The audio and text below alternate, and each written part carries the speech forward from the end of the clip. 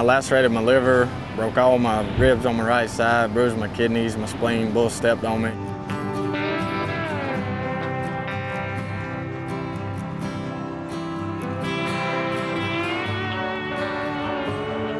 I lacerated my liver, bruised my lungs, broke some ribs. I was in intensive care for about 5 days.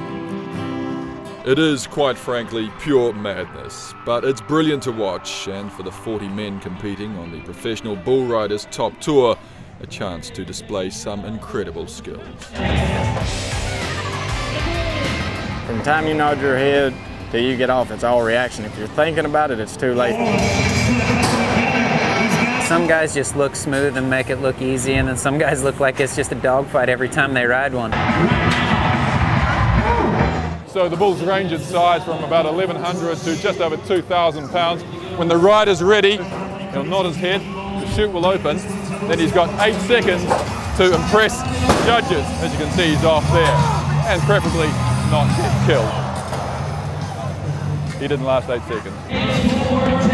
The PBR Tour is a true American success story, a story that started in 1992 when a bunch of bull riders decided to break away from the broader rodeo circuit that the sport had always belonged to.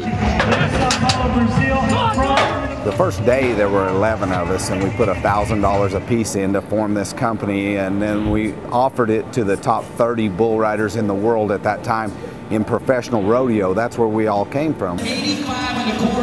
22 took up the offer and they never looked back. Today the tour runs over 300 sanctioned events a year, and in the last 5 years ticket sales have almost doubled. We'll sell almost 2 million tickets this year just in the United States, and then we've got events in Canada, Brazil, Mexico, and Australia too. If they so wish, those initial backers could today cash in their shares for over $4 million.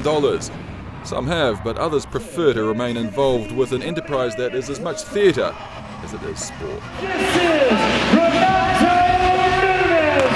We walk a fine line between a professional sport and a Broadway show or a variety show, and you have to really focus on the competition, because to the riders it's their living, it's their sport. To us, we want to make the ticket worthwhile. A key part of that ticket are the bulls themselves, and some are stars in their own right, worth over $1 million. Specifically bred for bucking, certain animal rights activists have raised concerns about their treatment, but organisers are adamant any criticism is unfounded. They're always in great shape. They're fed the best feed because they are athletes, and they have to be in the very best shape they can possibly be in. And if a bull is hurting in any way, he won't perform as well.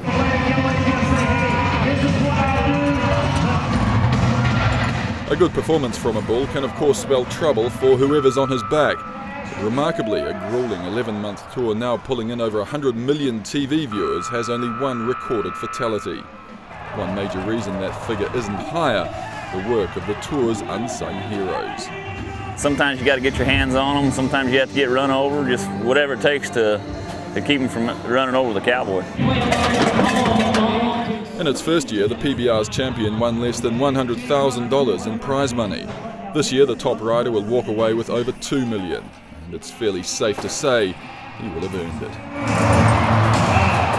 It's a man's sport, testosterone. There ain't no adrenaline rush like it, like sitting on the back of a bull that's 10 times bigger as what you are and trying their best to kill you. It looks very dangerous though. I guess so.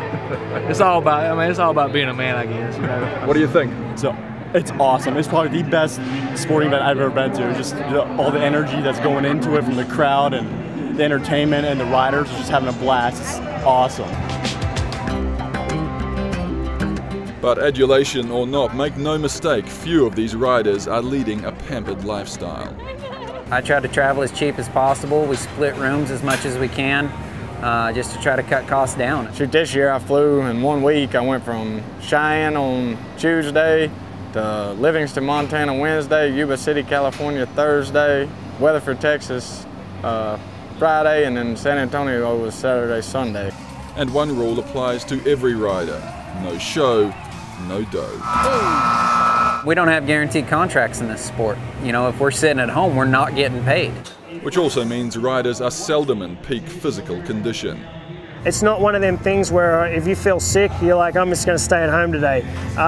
You got to get on no matter what. It must be said a lot of riders did seem to be limping. Groin strains and torn ligaments abound. All the riders wear a reinforced vest, but helmets aren't compulsory.